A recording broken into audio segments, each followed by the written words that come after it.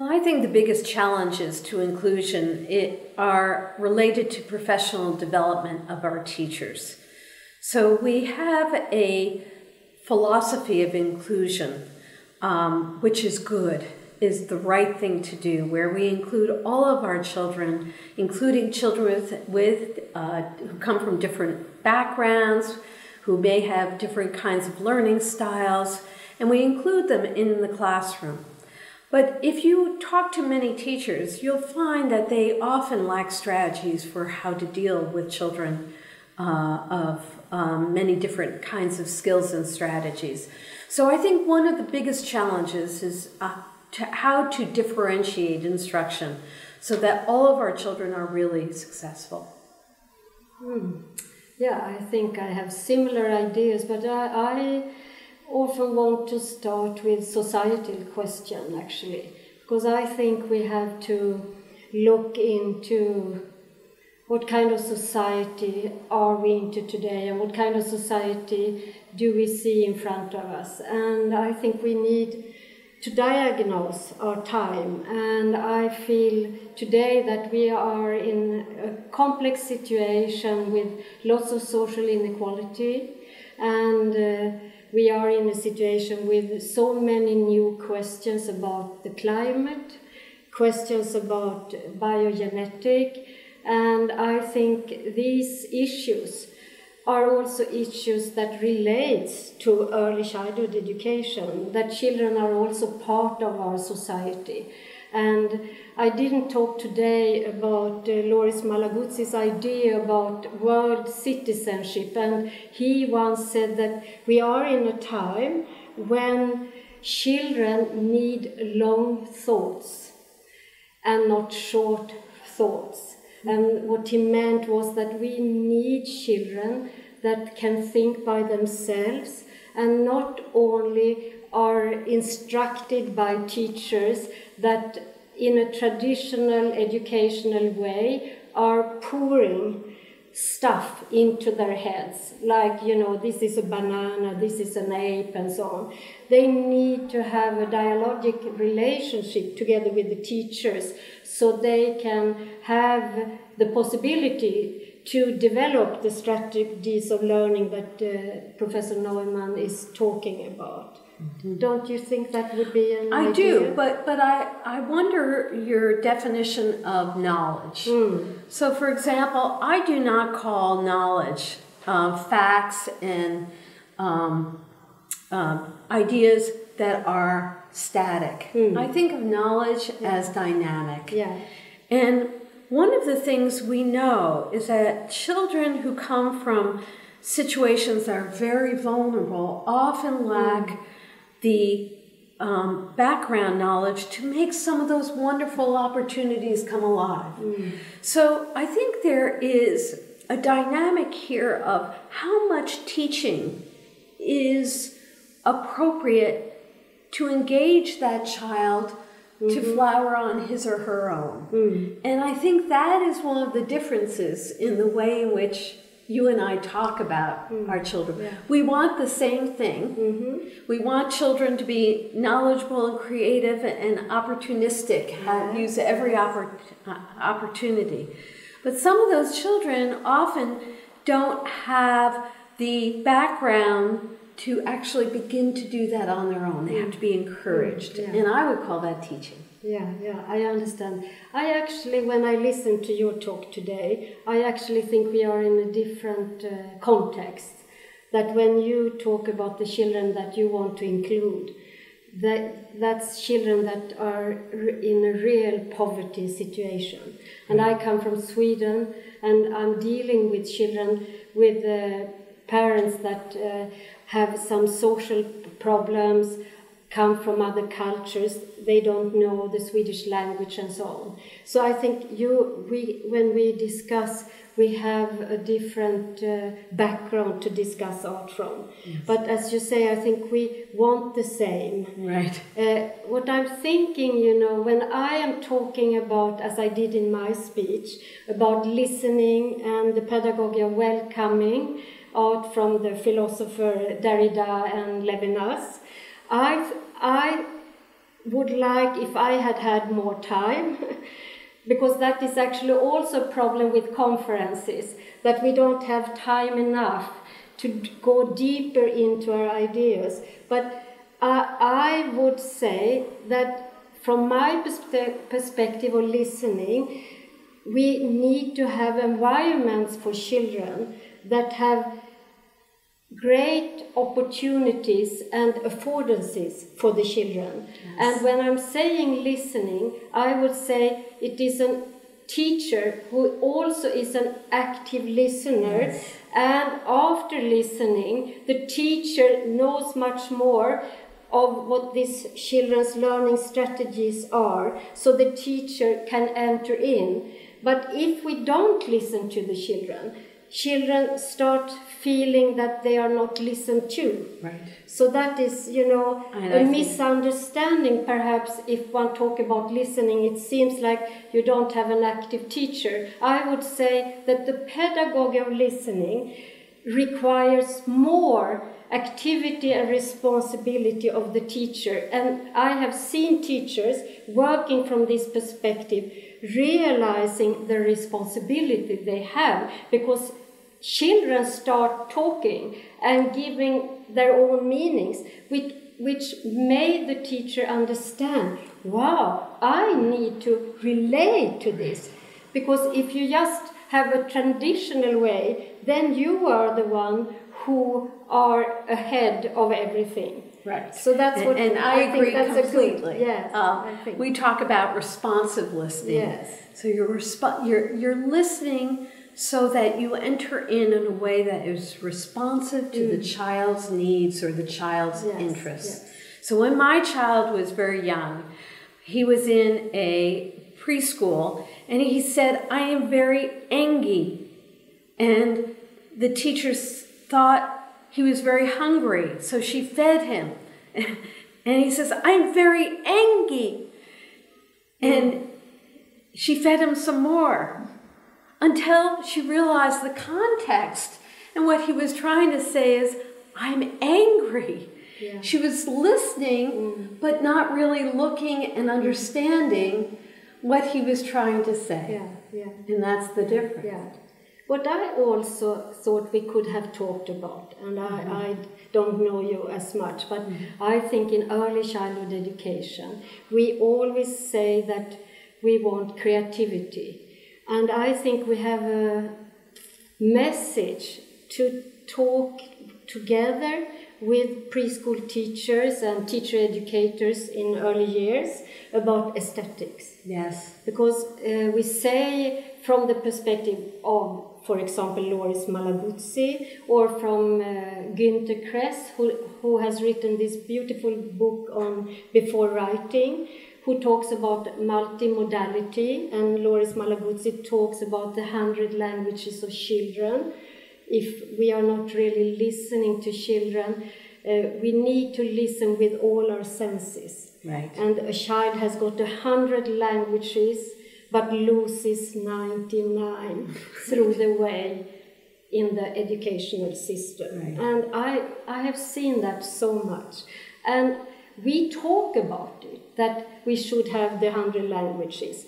But if you look into what we are actually doing, I think we need to have much more of experimentation in relation to that. Yes, agreed. Yes. Agreed.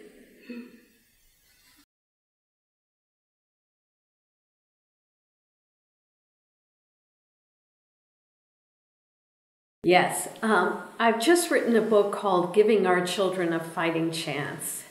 And what it's a 10-year study that focused on two communities in particular. One, a community of concentrated poverty. Concentrated poverty means that everyone in the community is poor. Unlike many immigrant communities where some people will help others, bootstrap one another.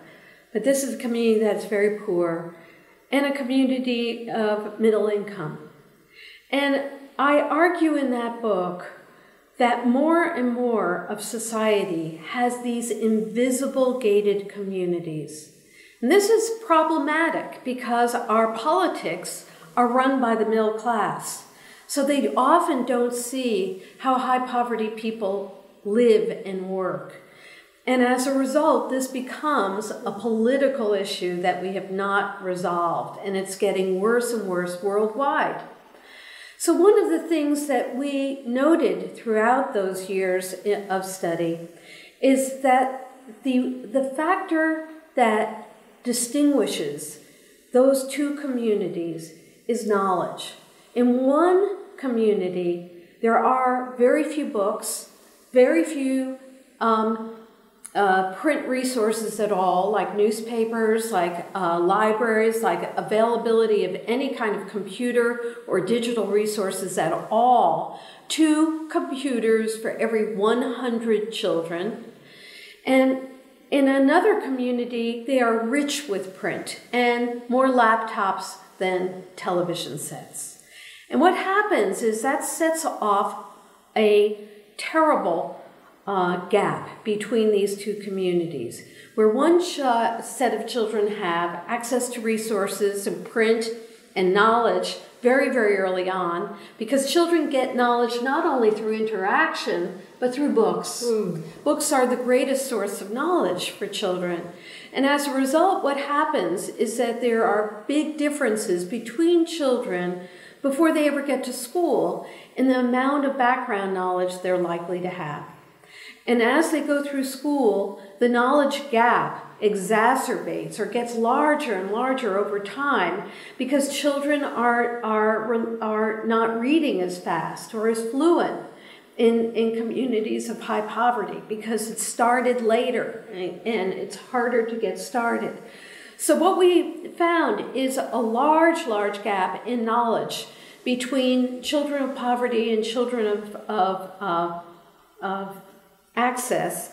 And that was the biggest impediment to upward mobility in these communities.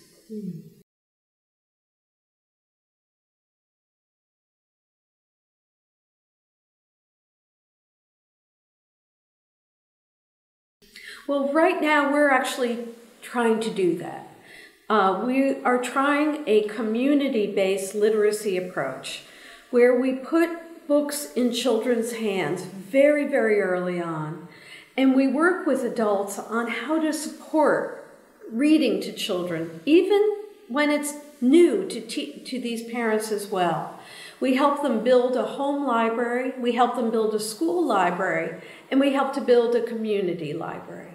And what we're trying to do very, very early on is really flood that community with lots of information resources so that children come to school with a greater sense of concepts that they can build on as they go through school.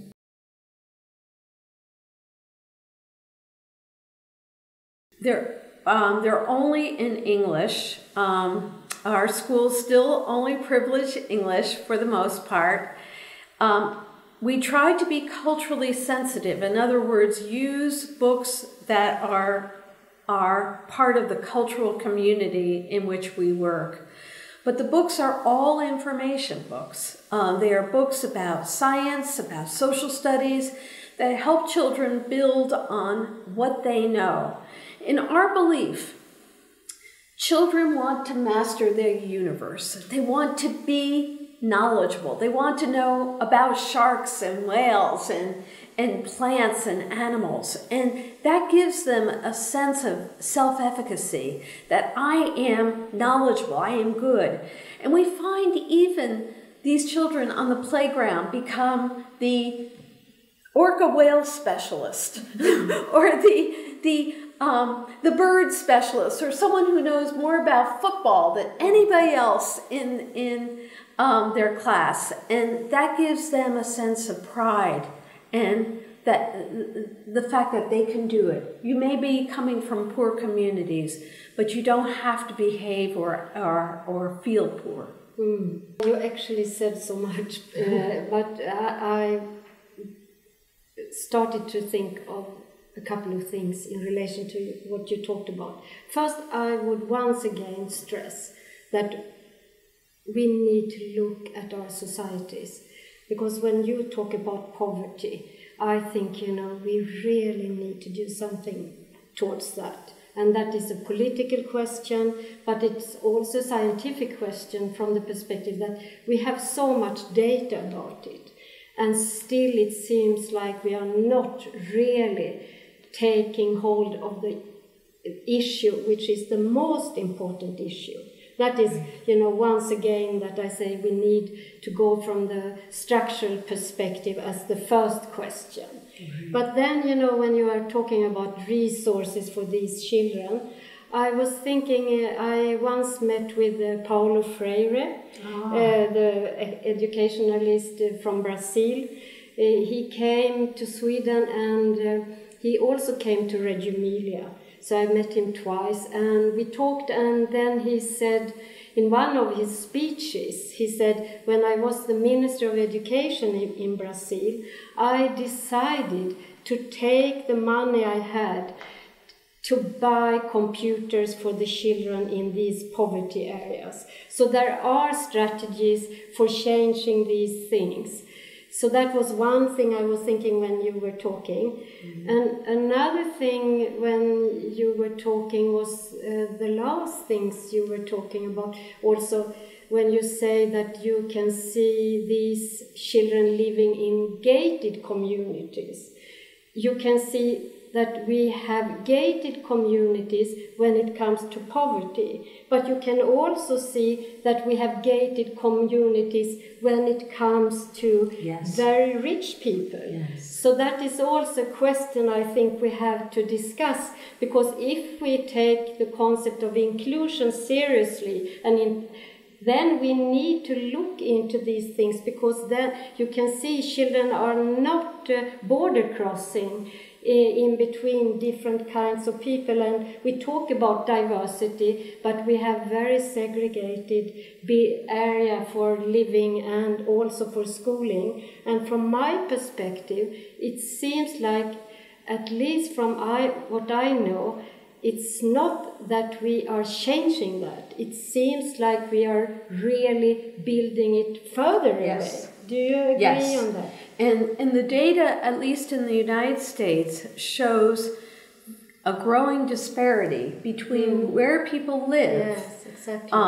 So there are more invisible gated communities where the well-to-do are schooled in well-to-do communities, and the poor get poor programs, poor teachers. They get the least qualified teachers, and so the cycle continues, unfortunately. Yes, and we have seen in Sweden now, when we have started having these more independent schools and privatization, that earlier we said that we wanted to bus the children and so on, but now we see how these people in the suburban who has got resources, although they are in quite bad situations, they really bring their children into the city schools in Stockholm. So we really have process going on that I think we have to be very observant to, because if we continue like this, I think all of us will have a society that we won't be pleased, any one of us, because it constructs a lot of problems. I agree. I was also thinking that you talked in your talk, and now also you talked about natural science, because I've been working in a project called the Children's Dialogue with Nature. So I was thinking, as we have talked also during just a day, that we should meet again and discuss and so on, because I have similar ideas that I often talk to university professors in natural science. And, when I give talks about children of 3 and 4, their excitement of natural science, they want to have my photos and so on, because they couldn't believe, because we have such difficulties to get students into teacher education in natural science. And I think we really need to change the way we teach natural science. I do too. So in one of the projects we had was that we were following the days of frogs in a pond for a whole year. during different seasons and so on. And I remember that the parents, because we are documenting, and I was thinking when you say reading, because I think that's very important with books.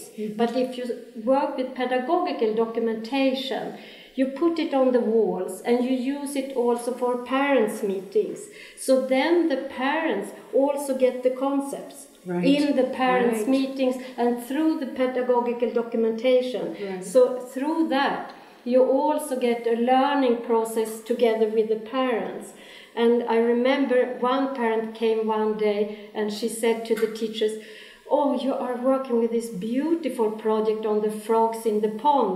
But now, our house is full of frogs, both alive and also porcelain frogs. Our children are bringing in frogs all the time. So I don't know what I should do with all these frogs," because they get so excited. And also about the lives of frogs, and the interest goes also into concepts of natural science. So I think we don't really know the importance of early childhood education. I agree. Yeah, I agree. Yeah. So I thank you very much for this interesting talk. It was a good idea. Yeah, it was a good idea. That was Thank fun. you for that. That's more fun than Really fantastic. Yeah, very nice. Good. Thank you very much. Yeah, Oh, you're thank welcome. you.